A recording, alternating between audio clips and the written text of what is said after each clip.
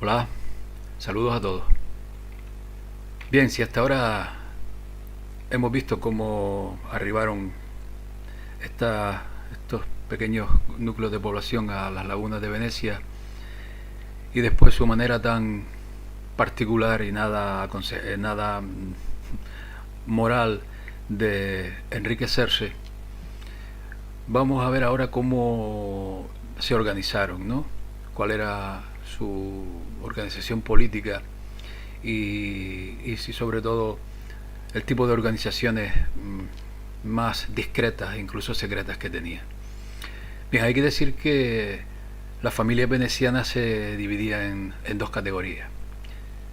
Primero están las familias más antiguas, llamadas Longhi, quienes podían reclamar su nobleza demostrando que eran anteriores en aquel lugar al año 1000, ¿no? Los Longhi incluyen muchos nombres que son tristemente familiares para el estudiante de historia europeo, como por ejemplo los Dandolo, Michiel, Morosini, Contarini, Giustiniani, Zeno, Esquina, también llamado Cornaro, Gradenigo, Tiepolo y Falier. Estos eran las familias Longhi, ¿no? Estas viejas familias disponían del monopolio de los Dog o Duc, que era el presidente, digamos, de aquella república, hasta 1382, momento en el que se vieron obligados a admitir a otros recién llegados, a los advenedizos, que se llamaban curti, y también poder llegar al honor más alto de aquel estado.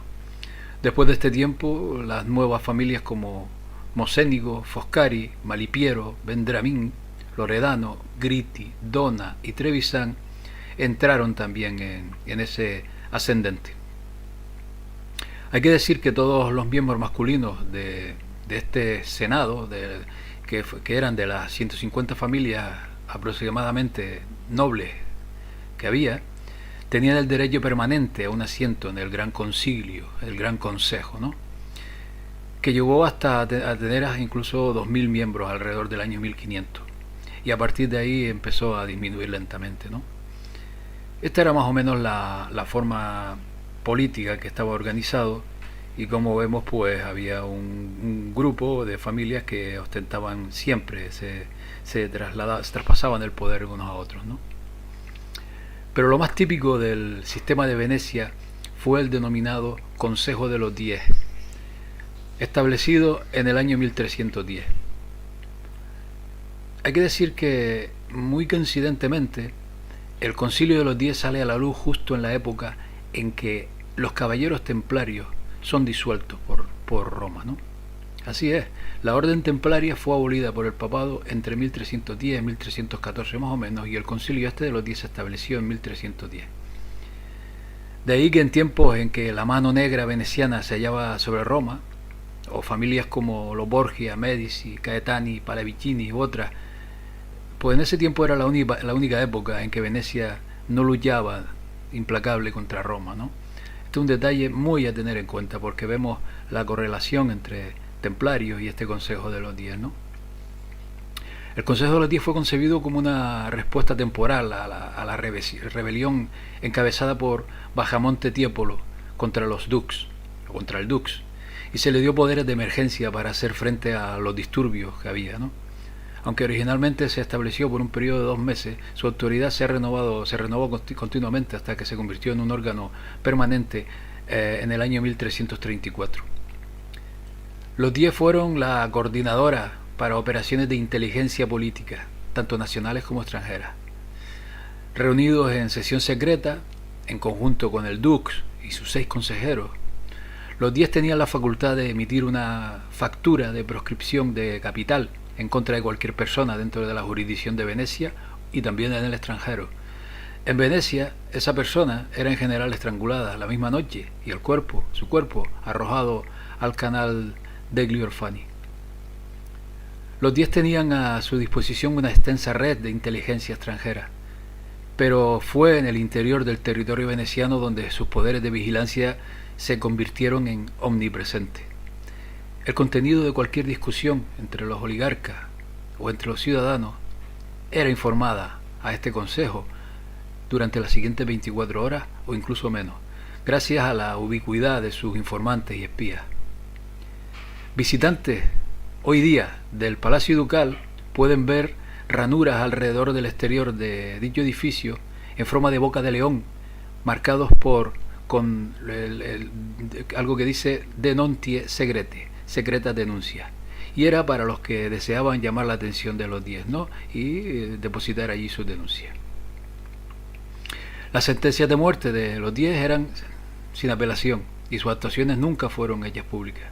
Delincuentes simplemente desaparecían de la vida. Esto en cuanto a fenómenos particulares, ¿no? La realidad se encuentra en el hecho de que una élite de 10 o 15 familias, al margen de las 150 de aquella nobleza, pues gobernaban con mano de hierro, ¿no? Varios cronistas venecianos hablan de la corrupción y de la compra de votos, especialmente del soborno hacia la decadente nobleza empobrecida que se denominaba Barnabotti, que eran cada vez más numerosos en el Gran Concilio. El régimen lo absorbió todo, ¿no? Absolutamente todo. Y esto así funcionó este Consejo de los 10, que oficialmente se dio por concluido en 1790 y tantos, ¿no? Que casualmente coincide con la readmisión o cuando se estaba readmitiendo los jesuitas otra vez, ¿no? Pero muchos creen, entre los que yo me incluyo, aunque no tengo pruebas, de que hoy día continúa siendo este Consejo de los 10 quien organiza todo el entramado de los jesuitas, ¿no? Otros grupos recurrentes en cualquier tipo de conspiración son los templarios, ¿no?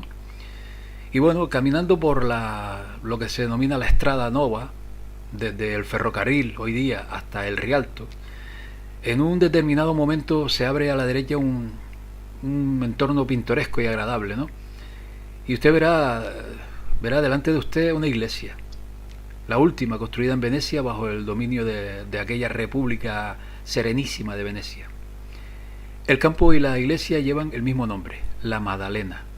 La iglesia fue terminada en 1790 y fue construida en los terrenos de la familia Balbo, la cual pertenecía a la orden de los templarios. En un bajo relieve que ocupa la parte superior de la puerta principal, un ojo dentro de un triángulo y un círculo torcido, considerado símbolo iconográfico de la masonería. En el interior vemos otros signos masones, ¿no? Como la escuadra y el compás, como por ejemplo en la lápida del arquitecto Tomás de Mansa, que inició la construcción. De planta circular, igual que el Panteón de Roma, contiene 12 columnas, con un solo altar para recordar a los apóstoles y el único Dios. No solo eso, sino también a los caballeros de la mesa redonda y a la búsqueda del Grial. El destino de Venecia y de los templarios se entrelaza desde la época de las cruzadas, ya lo dijimos en el anterior vídeo. Barcos cargados de peregrinos de Venecia a Tierra Santa y barcos cargados de los caballeros con todos los bienes necesarios para su campaña militar en el Medio Oriente eran comunes en aquella época. Peregrinos a menudo se aprovecharon de las naves del Temple con el fin de obtener pasaje, dada la alta fiabilidad y seguridad reconocida a la orden, ¿no? La leyenda dice que los templarios llegaron a Venecia con un enorme tesoro, que estaba oculto en la pequeña isla de San Giorgio in Alga, y que más tarde se les perdió el rastro. Una de las más famosas huellas del paso de los templarios en Venecia se encuentra en la fachada del famoso edificio que alberga hoy día el Casino de Venecia, denominado K. Benjamin Kalergi. Y de hecho, ahí están las palabras latinas non nobis, que corresponde a las primeras palabras del lema de la Orden del Templis, non nobis domine, non nobis sed domine tu da gloria. No a nosotros, Señor, no a nosotros, sino a tu nombre da gloria. Por otra parte, hay que decir que los denominados padres cruciferi fueron una orden religiosa, al igual que los templarios, fundada en el este en el siglo IV. En Venecia se asentaron en la zona del campo de los jesuitas, en la iglesia llamada de Santa María de la Asunción, ahora hoy día la iglesia de los jesuitas, y en la parte delantera se encuentra el oratorio, que aún lleva su nombre, que aún hoy día se utiliza como un hospicio. Decir que el oratorio fue construido en la segunda mitad del siglo XII gracias al legado de Dux Renier Sen, La historia de la familia Sen de Venecia se cruza con la de Henry Sinclair, señor de Rosslyn, que fue la familia iniciadora de la masonería en Escocia y que poco después se trasladó a toda Gran Bretaña, ¿no? Los dos hermanos Sen fueron puestos a cargo de una flota de propiedad de Henry Sinclair y viajaron mucho por el Atlántico Norte, ¿no? Donde parece incluso que llegaron a América 100 años antes de Colón. Pero la joya de la corona veneciana y de esta nobleza negra fue la creación de los jesuitas. Hay que decir que por esa época estaba todo el tema, bueno, se inició realmente para la lucha contra los protestantes, por ejemplo, ¿no? Pero es curioso cómo, bueno, antes tengo que decir que los controladores más inmediatos de Lutero aún no han sido identificados, ¿no? Aunque esto es algo así como una cuestión secundaria, ¿no? Esta agitación de Lutero en Wittenberg era simplemente un ejemplo más de las protestas contra el papado y contra la curia, que había sido crónica y endémica por décadas, ¿no? Pero lo que le dio, hay que tener en cuenta que lo que le dio a Lutero y al resto de los reformadores protestantes peso real fue la publicidad y la difusión de sus ideas. Y esto debe mucho a las editoriales venecianas. La prensa veneciana imprimió rápidamente más de 40.000 copias de los escritos tanto de Lutero como de Calvino, de Melanchthon y del heresiarca Juan Valdés, especialmente popular en Italia, ¿no? Fíjense en este detalle. El Papa León X denunció públicamente a la Universidad de Padua como la cuna de la inspiración de la enfermedad alemana del luteranismo. Claramente, el interés de Venecia fue bien servido por un cismático movimiento que enreda a Alemania, Francia y al resto de Europa en una serie de conflictos fácilmente perfilados. La influencia veneciana, tanto en la Reforma como en la Contrarreforma, se puede ver más claramente en la notable carrera de un tal Gasparo Contarini, que no por el hecho de que él era un protestante en teología mucho antes de Lutero, le impidió fundar la Compañía de Jesús, junto a familias de esta nobleza como los Farnese, los Borgia, los Gritti, los Pallavicini, y de Portugal y España como Pedro Faber, Simao Rodríguez, Nicolás de Bobadilla, Francisco Javier, Diego Lainez y Alfonso Salmerón. Estos fueron los creadores de la Compañía de Jesús. Y curioso como este Contarini también animaba al mismo tiempo y protegía tanto a Lutero como a Calvino. Decir que Contarini era el vástago de una de las familias más prestigiosas de las denominadas Longis en Venecia. Los Contarini habían producido 7 dux, 7 presidentes, ¿no? Y este Gasparo tenía la vista puesta en ser el octavo, antes de que fuera escogido para servir a Venecia como un miembro del Colegio de Cardenales. Oficialmente, y recalco esto, subrayo esto, oficialmente se dice que en 1521 Ignacio de Loyola fue herido mientras luchaba contra los franceses en una de las guerras de Carlos V, ¿no?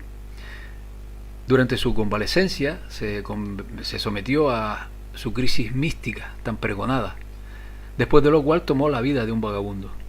En una internada por Europa en busca de fondos para una peregrinación a Tierra Santa, Ignacio encontró el camino de Venecia, ¿no? Donde, oficialmente, acampó en la plaza de San Marcos y allí vivió de la mendicidad. Una noche, se dice, el oligarca veneciano Marcantonio Trevisan estaba durmiendo en su palacio de oro, ¿no? Y tuvo una visión. Un ángel vino a él preguntándole: ¿por qué estás tan profundamente dormido en su cama caliente, mientras que en la plaza hay un hombre santo, un pobre peregrino que necesita su ayuda? Trevisan se precipitó abajo para encontrar a Ignacio, que desde entonces se convirtió en su huésped. ¿Qué opina? Curioso, ¿no? Después de eso, a Ignacio de Loyola se le dio una audiencia con el dux Andrea Gritti, que le ofreció pasaje a Chipre en un buque de guerra de la primera etapa de la peregrinación a Jerusalén, ¿no? Ignacio de Loyola continuó su viaje, pero pronto regresó a Venecia para desarrollar relaciones con otros miembros de la oligarquía, entre ellos el sobrino de Gasparo Contarini, llamado Pietro, que se convirtió en un receptor del tratamiento de lavado de cerebro que Ignacio de Loyola patentó como ejercicios espirituales. A continuación, Ignacio de Loyola se dirigió a Roma. Aquí se convirtió en el protegido de Gasparo Contarini, ya que éste había sido nombrado para el colegio cardenalicio por el Papa Pablo III de la familia Farnese. El cardenal tomó los ejercicios espirituales y designó a Ignacio de Loyola su confesor personal y consejero espiritual. Allá por 1540, Contarini había intercedido personalmente con el Papa contra los enemigos de Ignacio de Loyola dentro de la jerarquía de la Iglesia, para asegurar así la fundación de la Compañía de Jesús como una nueva orden religiosa, o supuestamente religiosa.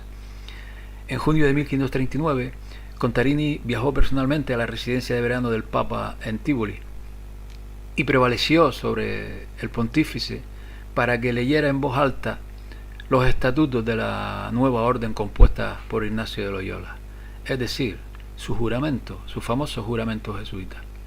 El Papa debió quedar impresionado por algo, ¿no? Porque su comentario, hic es aprobar digitus Dei, aquí es el dedo de Dios, se ha convertido en una característica de estos jesuitas.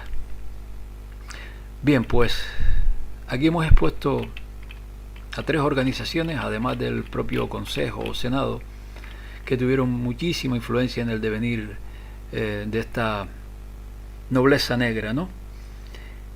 Y en el próximo vídeo ya veremos cómo comienzan su traslado desde Venecia primero a Holanda, a Alemania y en última instancia a la toma del control completo de Gran Bretaña, ¿no? Y así pues de todo lo que es el imperio anglosajón, que tiene sus consecuencias tanto políticas como sociales hoy día. Pero esto será en unos días. Pues nada, amigos, hasta pronto. Un saludo.